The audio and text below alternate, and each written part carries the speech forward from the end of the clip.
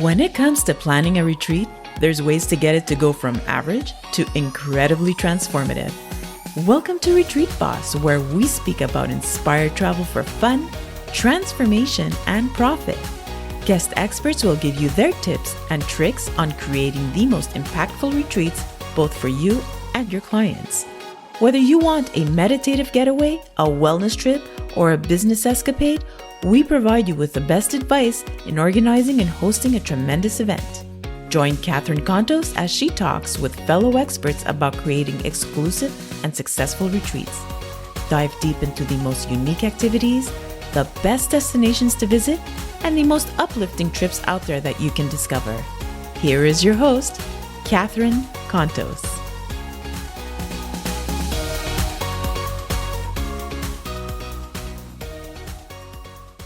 Today on Retreat Boss, we have Michael Markiewicz, who is the founder and owner of Markiewicz Enterprises, LLC, a New York-based financial services company specializing in CPA services, consulting services, and asset protection.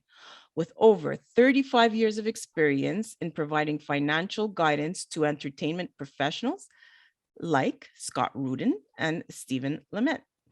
Thank you so much for being here today, Michael. Well, thank you for having me. I'm honored to be here, and I'm really looking forward to having a really good discussion with you, Kathy.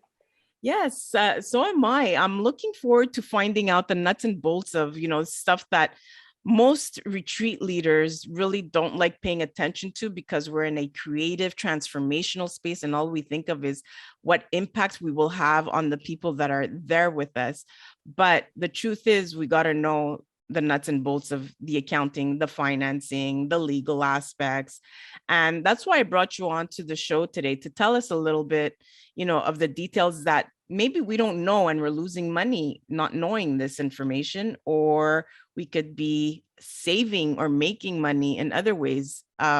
So you are American based. What I want to know is a little bit about you and how you fell into the accounting business, and a lot of entertainment. You're doing a lot of you're doing accounting for a lot of the entertainment industry as well. So I know there's confidentiality with that as well, so I won't ask for names or anything, but I've seen a few pictures. So you know. So tell me a little bit about you so people could know who Michael is. Well, I started my career, I'm from Boston originally. I started my career in Boston after I finished graduate school with Deloitte in Boston. And which is at the time was one of the big eight, they're now the big four.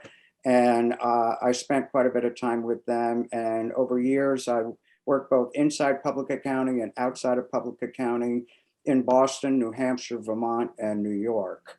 Having said that, I'm very obviously Northeast focused and based, but I work with clients all over the country and literally all over the world. My footprint all over the world touches every continent except for Antarctica.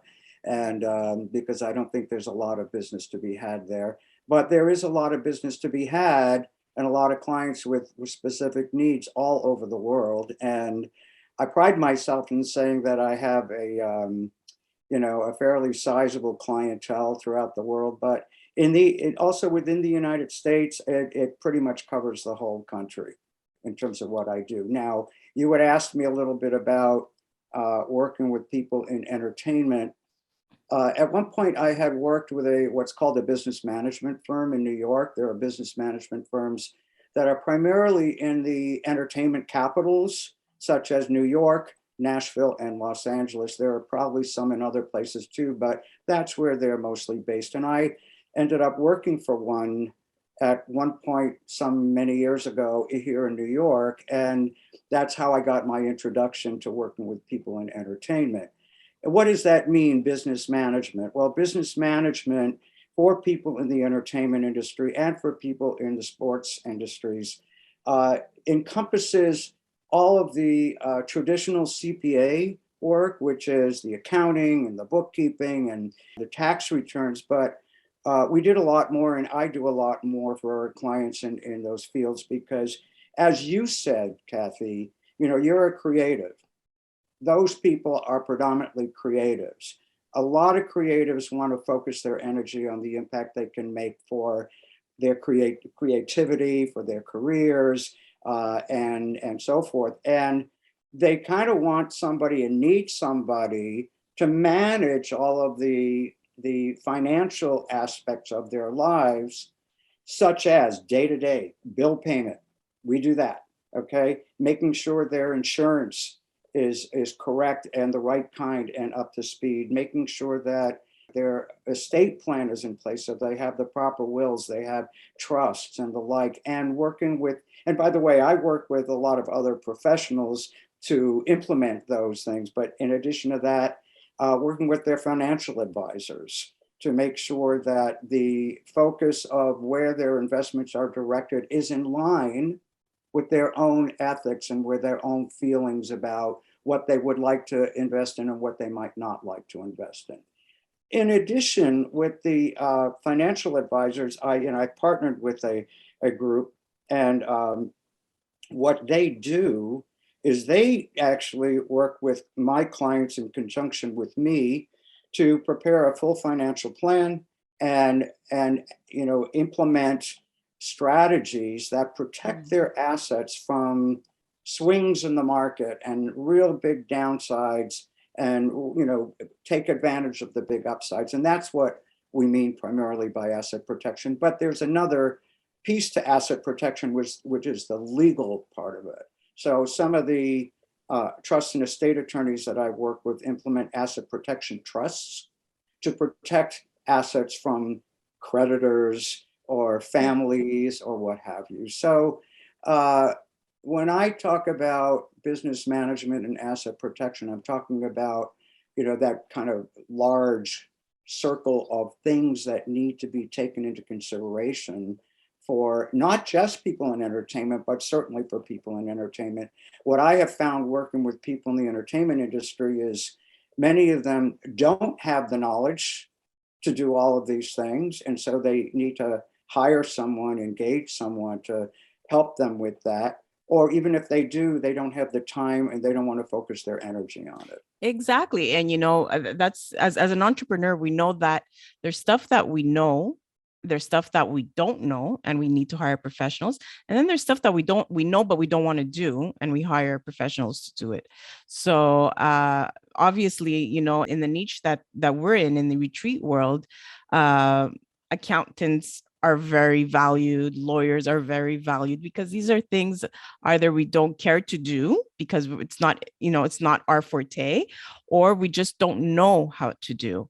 And one of the things you did mention there that I'd like to know is, because we do often, in the retreat planning courses that we have, and to our clients as well, we do offer them like a pricing spreadsheet for them to figure out their pricing so they could know what their profit is. And they have to think about early bird pricing and how to include that in their general pricing so they don't lose money in the end in case there's no shows or people don't, or they don't sell out, etc.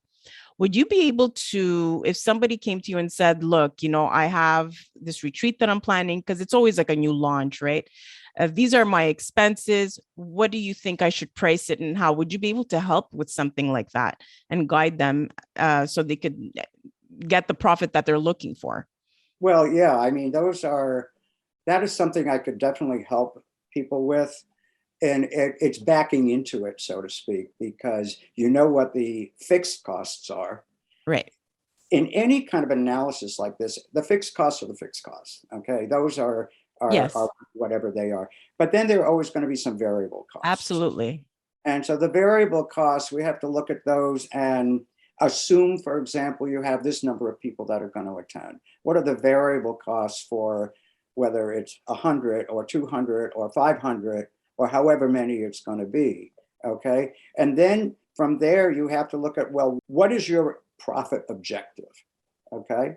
And then you take those fixed costs, those variable costs, and you can run different scenarios because different number of people that you have.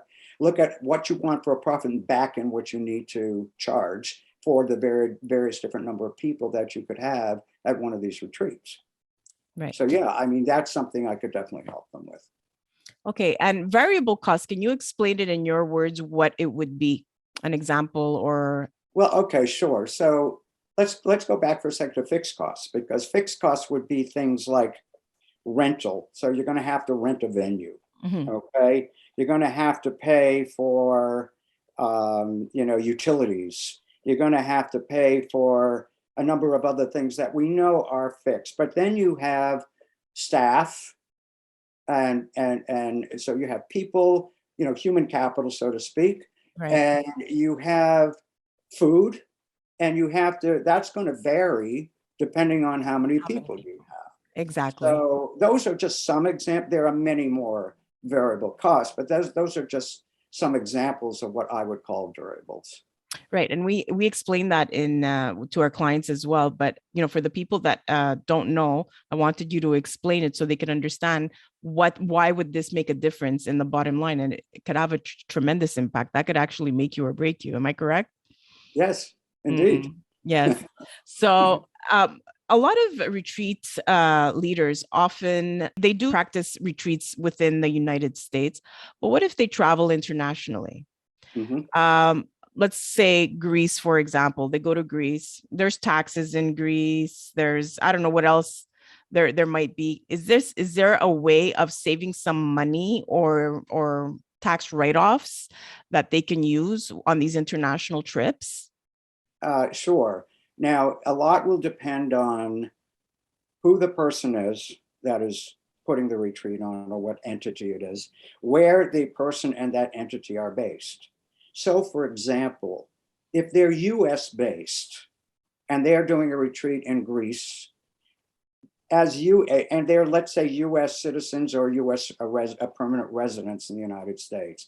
The United States is one of the few countries that taxes income worldwide, regardless of where it's earned.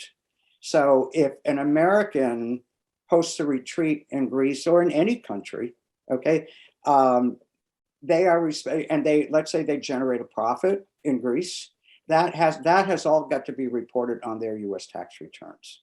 Now, having said that, if they're doing this in Greece, assuming the Greek government assesses a tax on them doing that there, and the nice thing about a country like Greece and most of Europe is we have tax treaties, which avoids double taxation. The American would get a tax credit for the amount of tax that they pay in Greece on that same income. Is that something that they have to apply for at the airport before leaving? Or is it something when they come back, they apply for it with an accountant? It's not a matter of applying for it. You don't have to apply for anything.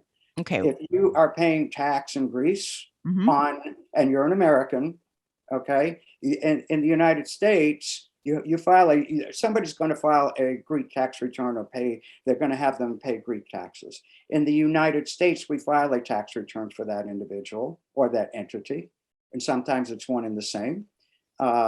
And we include the income from that retreat. Then we look at how much they paid for in tax in Greece, and we take what's called a foreign tax credit Okay. on their US tax return. You don't have to apply for it. You just have to do it on the tax return. Okay. You just have to claim It has to declare be it. documented, obviously. You have to have the facts, and of course there's the exchange rate differences and all of that. But yeah, you just report it on your tax return as a foreign tax credit. And what if there is no treaty? Like you said, in Europe, there's a treaty. What if it's in I don't know, China, Africa, Well, uh, actually, Mexico? I don't know. well, let's look at, most of Latin America, if not all of Latin America, except for perhaps Mexico. And I'm not even sure about that. I'd have to look it up. We don't have a tax treaty with countries in Latin America. So if an American is earning money in Argentina or Brazil, and they report it in the United States, they don't get a tax credit for what they pay to that country because we don't have a tax treaty. Okay. So there is something called double taxation. Mm. So whatever taxes they pay there, it's gone. It's nothing that they can ask That for in that return. Brazilian government takes it and says, "Thank you very much." Yeah. And the person that would know this would be the accountant, right? Of course, Yeah. because it's interesting in my business. I would say that the majority of my clients are very forthcoming about everything that they have and what they're doing. I have some that are not. So it's like pulling teeth, trying to get information. Well, what did you do in Argentina? And how much money did you make? And what was the bottom line? And so it's very interesting how uh, there are people, there are clients, and some of them are mine, where we have to extract that information. Okay. Another question I have, because, obviously people want to declare as much as possible of their expenses to get a return on it. What would be considered an expense if someone, um, I'll give you an example. You tell me yes or no. Would it be considered an expense if they traveled? We'll stay with the same country. If they traveled to Greece to check out the venue, speak to people, suppliers that are doing the activities, whatever it is, all their suppliers, would that trip, would that airline ticket, the hotel stay, the food, transportation, would all that be considered an expense? The simple answer to all of it is yes, absolutely. Okay. Those are legitimate business expenses. Okay, great. And then what if they brought a guest with them, like their Well, their better half? Would well, that be considered you a have write-off? to you have to do an allocation, unless the better half or the other half. I like to call it the other half rather than better half, Yeah, because good one. unless the other half is actually involved in doing some of that work when they're there. So if they're actually scouting venues and all of that and talking to the people as well, assisting the first half, so to speak, then yeah, you can write off the whole thing. But if not, then you have to allocate between the person doing the business and the person who's not doing the business. Okay, so Now, that's now, having said that, let's say that they rent a hotel room, okay? But the person doing the business would rent that same hotel room anyway, then you can write off the whole hotel room. mm, But the airline ticket for the significant other would not be deductible. The food for the significant other would not be deductible. hmm. Okay. But the room would be, because you're renting the same room no matter what.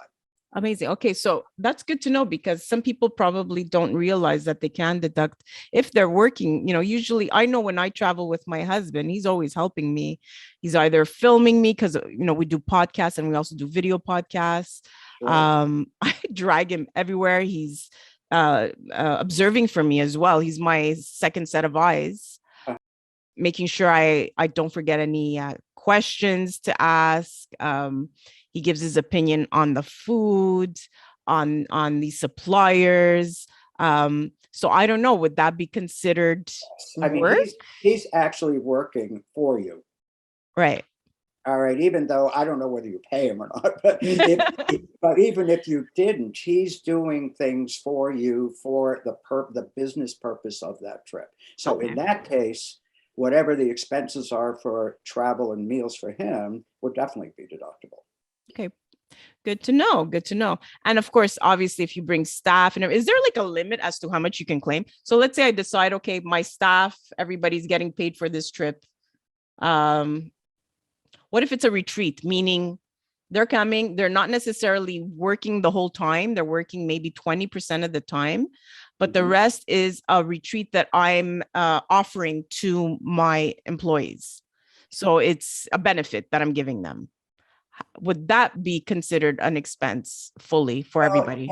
Yeah, you have to be a little bit wary of it, but I would say the way I would approach that is, let's say they're only working 20% of the time.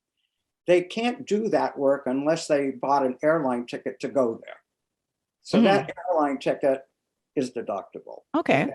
Now, if they're only working 20% of the time, or 25, whatever that percentage is, you have to do a little bit of an allocation. And they're going to rent the hotel room anyway. I would say the hotel room is deductible. Meals, I allocate 20% of it. Any But other incidentals do 20% of it. but even if the rest of it is for team building, it's actually for company culture, to build company culture, team building.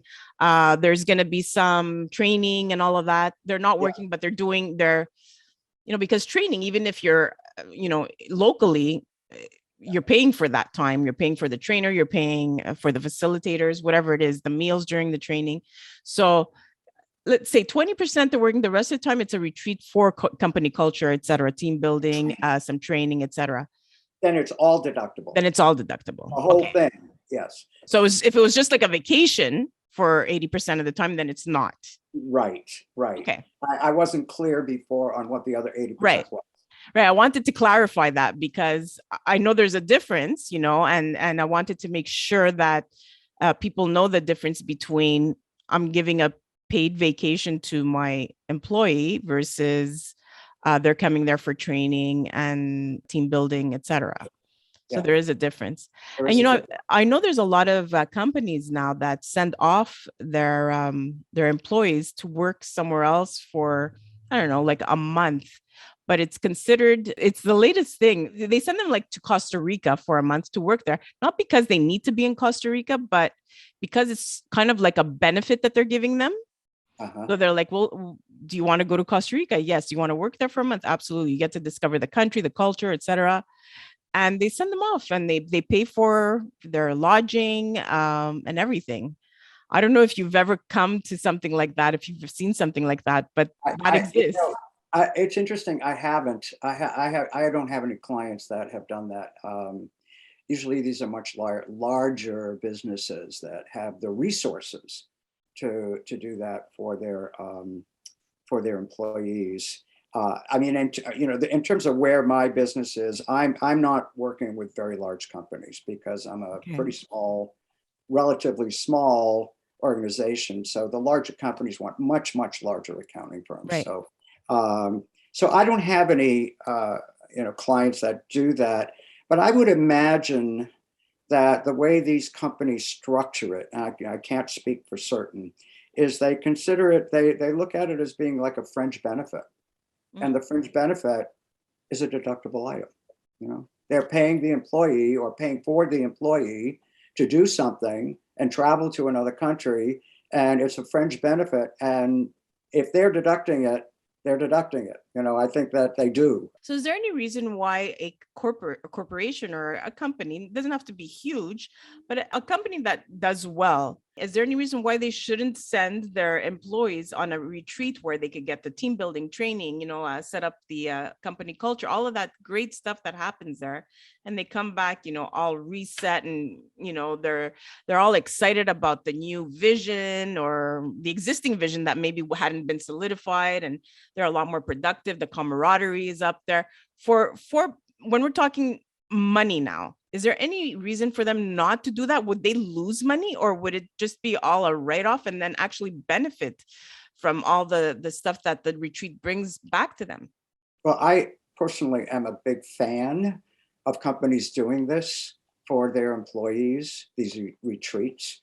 And the reason is because everything that you just said, it's to enhance the vision, to solidify the vision, to remind people of what the vision is. And, it's also about goal setting, right, and getting people psyched and excited about what it is they're doing and about the company that they're working for. So I know that if I worked for a company and they sent me off to a month retreat in Costa Rica, for example, or Greece, I would think, God, this is such a great company to do that. Now, I'm not sure I answered all your questions on that, but I am a big fan of companies doing these kinds of things for their employees because it does help with the culture. It helps with productivity. Absolutely. And the morale in the past few years has been really, really low. So I think it would be a great way to just boost that morale and, bring back the hope and all of the tough stuff that we went through in the past couple of years. Just let it go and start a new beginning with the corporation, because it was a rebirth for not only people, it was a rebirth for companies as well. They had to figure out how they were going to survive the past 2 years. So I think it would be a great way to just, mend everything back together again, or rebirth the company. Indeed. Yeah, absolutely. I love that idea. I think it's wonderful. So it is a tax write-off for him in the end. That's what my point is. It's a tax write-off. So just do it. That's what I'm saying. Just do it. A lot of companies don't have, especially as you were saying, the last couple of years because of the pandemic. There were many companies that saw their revenue drop. because of that, and the productivity wasn't there because people were working remotely, and not to say that that doesn't work for a lot of people and a lot of companies, but A lot of people were also sick. a lot of people were sick. Right. And so, it's a combination of different factors that, some companies just may not have the resources to do something like that because of everything that happened over the last 2 years. But if they do, I think that they should do it. I'm a big fan of that. Yeah, it'll pay back in many, many ways. Have you been on a retreat? Not recently, but yes, I have. A number of years ago, I attended a week-long retreat up in northern Maine. It was called National Training Laboratories. It was called the Human Interaction Laboratory. And it wasn't necessarily business related, but it was truly transformational. And people came from all over the country, and there were some tough moments during that week, where you really had to dig down deep and look at all of the things that are blocking you. And, there were a lot of tears and a lot of, complaining. But at the end of it, everybody came out of it a much better person. And so that was hugely transformational for me. And I've done a couple of others in Arizona with, I can't even remember the name of the organization, but I did a couple with them, and they were just phenomenal. Really great. I love those kinds of retreats because I feel so re-energized and recharged when I do those things. That's the goal, is to go in one way and come out another way, a changed person, enhanced person, from everything that you experienced over the past few days. And for me, that's a very successful retreat. And when you see that transformation happen to you, but also witness it in others, it's truly a gift. Exactly. Michael, thank you so much for being on my show today. It was very informative, and I really appreciate your time on all this. I'm looking forward to continuing talking to you. We have a relationship beyond this podcast, so I'm looking forward to seeing everything that you're going to be accomplishing. I know you've been growing your business quite a bit the past years, so I want you to keep thriving, and that's all I wish for you. So thank you so much for being here again. Well, thank you, Kathy. Thank you for having me on. I really appreciate it. And all those same wishes for you. Thank you so much. I look forward to speaking with you again soon. Thank you. Take care. Thank you for listening to the Retreat Boss podcast. When it comes to achieving wellness and transformation, nothing is more effective and profound than a well-orchestrated retreat. Achieve huge revenue growth, one trip at a time. Want to learn more on expanding your business with retreats? Visit retreatboss.com, when profitable retreats are made easy. Be sure to leave a rating and subscribe to the show at retreatboss.com/podcast. Until next time, take care.